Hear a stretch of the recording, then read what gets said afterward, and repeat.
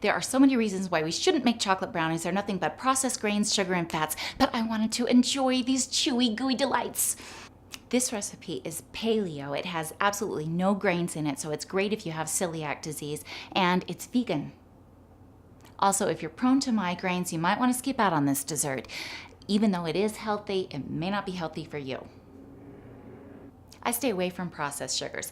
Instead, I'm going to use 3 figs, 6 dates, and 9 prunes to sweeten this with. I'm going to soak these in some warm water.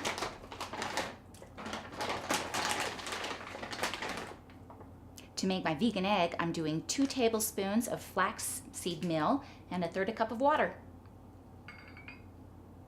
I'm using organic almond butter. You can use peanut butter if you'd prefer, but I've got 3/4 of a cup here.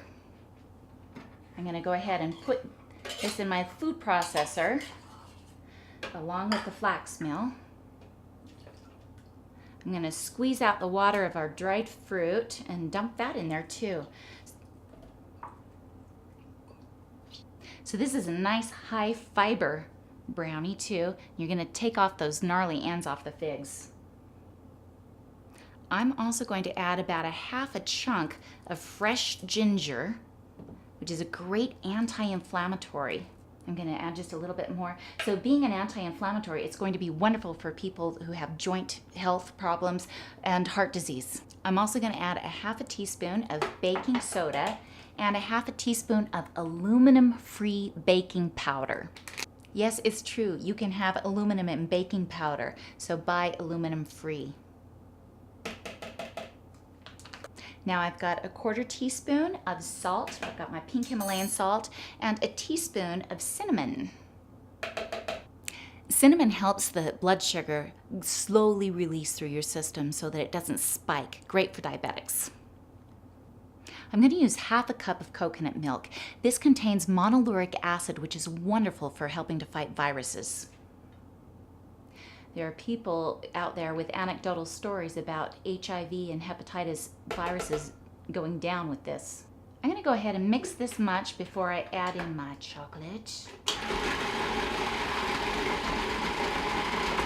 You want to mix that pretty well before we add in our flours because it does get pretty thick. This is 1/4 cup of coconut flour.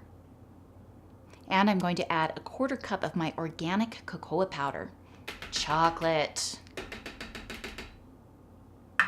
Jeanne Calment died at the ripe old age of 121, and up until she was 119, ate 2 pounds of chocolate a week. Many centenarians are chocolate fans, and maybe one of the reasons why it helps is because it prevents lipid oxidation. Cholesterol really isn't so bad until it starts oxidizing, and then it creates havoc. Procyanidins in chocolate prevent this. Chocolate is also the highest food in stearic acid. Stearic acid is a saturated fat, but it's a special kind of saturated fat. Stearic acid readily converts to oleic acid in the liver. Oleic acid is that fat that we love so much about olive oil. That makes chocolate a heart-healthy delight.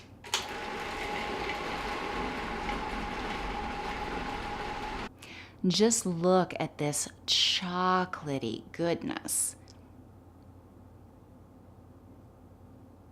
I'm going to add chocolate chips that are sweetened with stevia, but it's so thick, I'm going to have to add these with a spoon. I'm dumping in about 1/2 cup.